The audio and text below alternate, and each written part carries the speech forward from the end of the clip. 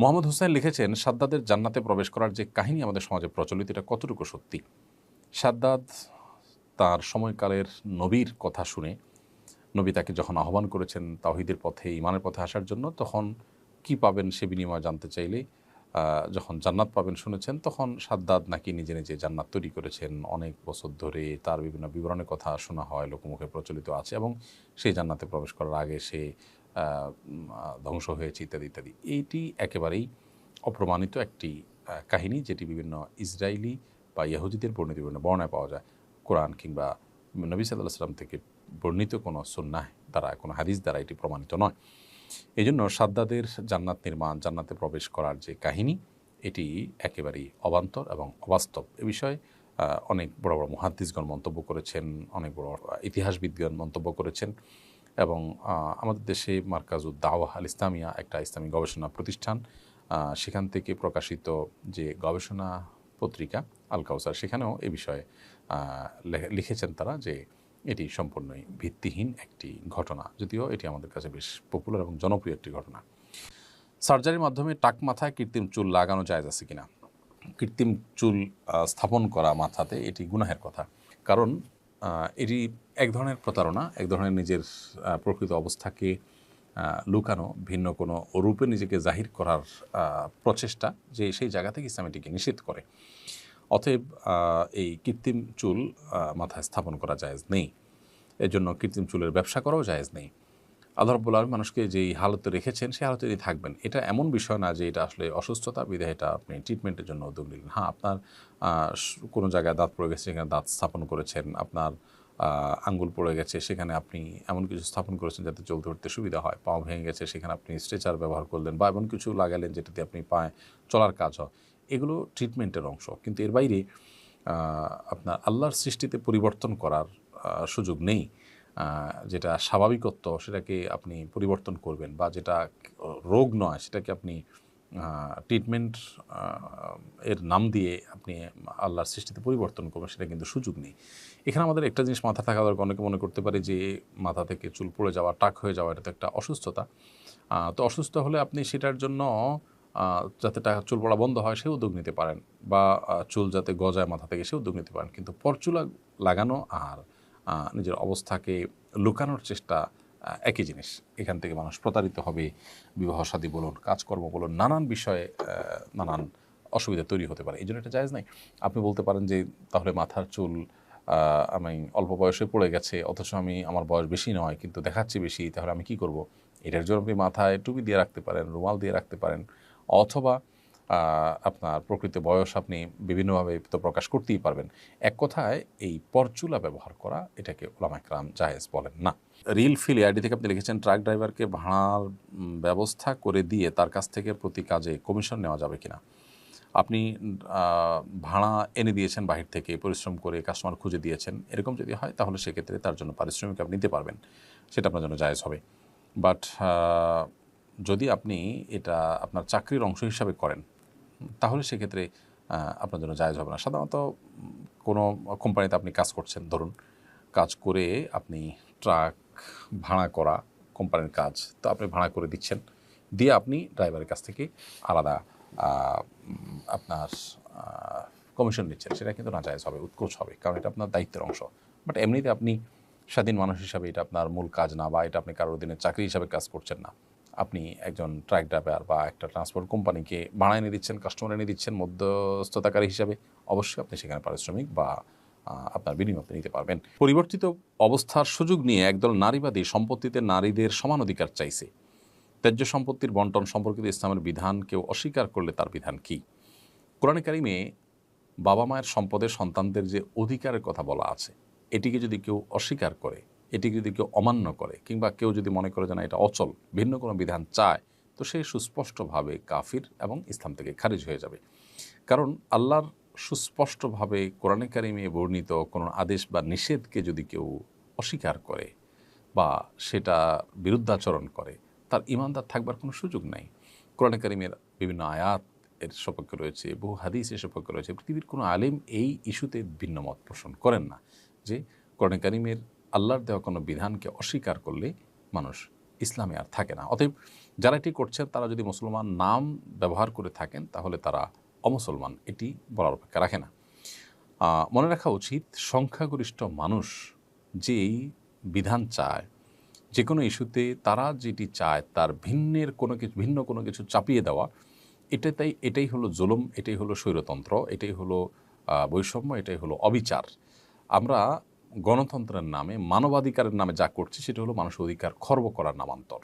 যারা নারীদের প্রতি মায়া দেখাতে গিয়ে এই কাজটি করছেন তারা কিন্তু আমাদের দেশে পরিবার ব্যবস্থাপনাকে ভেঙে দিতে চান। কীভাবে ভেঙে দিতে চান? কারণ সম্পদে স্বামী ছেলে মেয়ে উভয়ের যদি সমান ভাগ দেওয়া হয় তাহলে সেক্ষেত্রে দৈনন্দিন জীবনে ছেলে মেয়ে একসাথে যখন সাংসারিক জীবন করেন তখন তারা ব্যয়ভারও সমান সমান করে দেওয়ার একটা প্রশ্ন আসবে। তখন দিন শেষে কী হবে? পৃথিবীর বিভিন্ন উন্নত দেশে এই জিনিসটি হচ্ছে যে স্বামী স্ত্রী উভয়ের সমান সমান করে শেয়ার করেন, উভয় উপার্জন করেন, তা দিয়ে সংসার চলে। তাদের সাংসারিক জীবন অবস্থা কেমন? তাদের পরিবারগুলো অবস্থা কেমন? আর আমাদের দেশে পরিবার ব্যবস্থাপনা কেমন? সেটা আমরা যদি কম্পেয়ার করি তাহলে দেখতে পাবো। দেখুন, স্ত্রী তার ভেতরের দিকটা সামলাচ্ছেন, স্বামী তার বাহিরের দিকটা সামলাচ্ছেন। এর চেয়ে সুন্দর কোনো ব্যবস্থাপনা পৃথিবীতে হতে পারে না।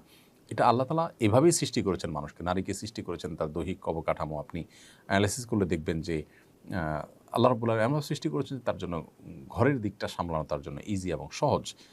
তার বক্ষে আল্লাহ তাআলা শিশুর খাবার রেখেছেন, তার গর্ভে আল্লাহ তাআলা সন্তান দিচ্ছেন।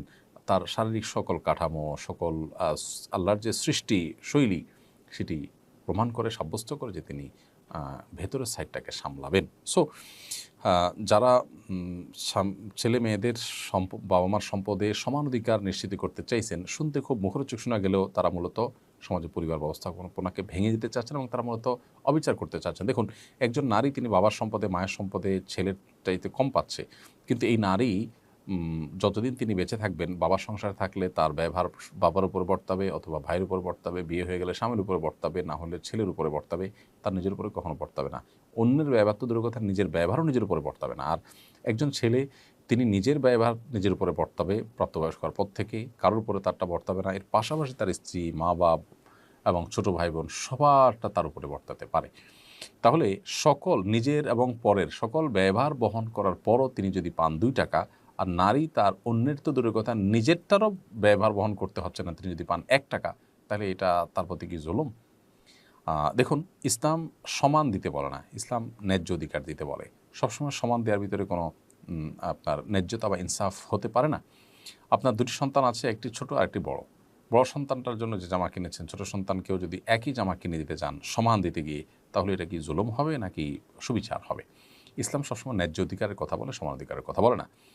দেশের যে পরিস্থিতি আছে, এই পরিস্থিতিতে এখন দেশ পরিবহনে স্টেবল হয়নি। এরপর যারা সমকামী ইস্যু নিয়ে সরব হচ্ছেন বা ইসলাম বিরোধী বিভিন্ন ইস্যুকে যারা তুলে আনছেন, তারা জানেন না যে এই দেশে মুসলমানদেরকে আপনার বিভ্রান্ত করে এরকম কোনো ইসলাম বিরোধী আইন তারা পাশ করাতে পারবেন না। এটা কোনোদিনই সম্ভব নয়।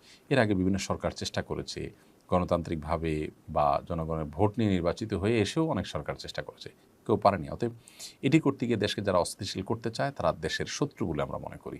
বিশেষ করে একটা আনস্টেবল পরিস্থিতিতে যেখানে দেশের স্বাভাবিক অবস্থায় পরিপূর্ণভাবে ফিরিয়ে আনাটা চ্যালেঞ্জিং কাজ, সবাই আমরা সর্বাত্মক সহযোগিতা করছি, সেখানে এই চক্র যারা এই সমস্ত ইস্যুগুলো এখন আনছে, আমি মনে করি তারা দেশকে অস্থিতিশীল করতে চায় এবং এদের বিরুদ্ধে আমাদের সোচ্চার হওয়া উচিত। আমাদের সমাজে ধারণা আছে যে অটিস্টিক শিশুরা বাবা মায়ের পাপের ফসল। অটিস্টিক শিশুর বাবা মায়েরা অনেক সময় কটূক্তির শিকার হন। আসলেই কি অটিস্টিক শিশুরা বাবা মায়ের পাপের ফল? পরিবারে এবং সমাজে অটিস্টিক শিশুর মর্যাদা কেমন হওয়া উচিত? তাদের প্রতিপালন সম্পর্কে আপনার পরামর্শ কামনা করছি। এটি সম্পূর্ণ একটি কুসংস্কার এবং ভয়াবহ অন্যায় কথা যে কোনো শিশু যদি প্রতিবন্ধী হয় তাহলে সেটা বাবা মার পাপের ফল, এরকম বলাটা অন্যায় ছাড়া আর কিছু নয়।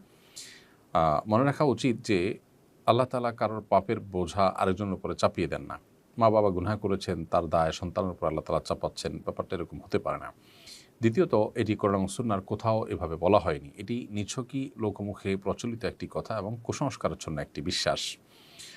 আল্লাহ রাব্বুল আলামিন যে বাচ্চাকে অটিস্টিক করেন, এটা বাবা মার জন্য যেমন পরীক্ষার বিষয়, আবার ওই বাচ্চার জন্য কোনো কোনো ক্ষেত্রে পরীক্ষার বিষয় হয় কোনো কোনো ক্ষেত্রে। অতএব আল্লাহ রাব্বুল আলামিন হাকিম, তার অনেক কাজের যে রহস্য সেটি আমরা হয়তো অনুধাবন করতে পারি না, কিন্তু রহস্যমুক্ত বা সুনির্দিষ্ট কোনো হেকমা থেকে তার কোনো কাজই কিন্তু শূন্য নয়, খালি নয়। বিধায় এই জায়গা থেকে আমাদের বিশ্বাস থাকবে যে এটা আল্লাহ তাআলা ফায়সালা, এর ভিতরে প্রভূত কল্যাণ, বিভিন্ন হেকমা, বিভিন্ন রহস্য রয়েছে যেটা আমরা হয়তো জানি না। কিন্তু বাবা মার পাপ করেছেন সেজন্য সন্তানকে আল্লাহ অটিস্টিক করেছেন, এটি মনে করার কোনো কারণ নেই। অনেক বাবা মা আছেন তারা অনেক ভালো মানুষ, তাদের অটিস্টিক সন্তান হয়েছেন।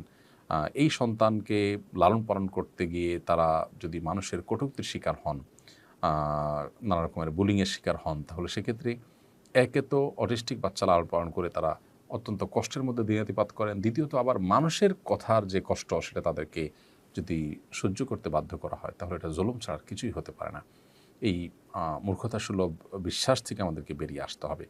আর অটিস্টিক শিশুদের বাবা মার প্রতি আমার উদাত্ত আহ্বান থাকবে যে আল্লাহর পরীক্ষা হিসাবে এটাকে সর্বোচ্চ ধৈর্যের সাথে আপনাদের মোকাবিলা করতে হবে এবং এই সন্তানদেরকে সবচেয়ে বেশি কেয়ার করার চেষ্টা করবেন এই জন্য, বা এই জায়গা থেকে, দৃষ্টিকোণ থেকে যে এটা আল্লাহ তাআলার পক্ষ থেকে দেওয়া পরীক্ষা, যদি এর বিনিময়ে আল্লাহ আমাকে অনন্তকালে জান্নাত দিয়ে দেন তাহলে সেক্ষেত্রে এইটা আমার জন্য লাভজনকই হলো।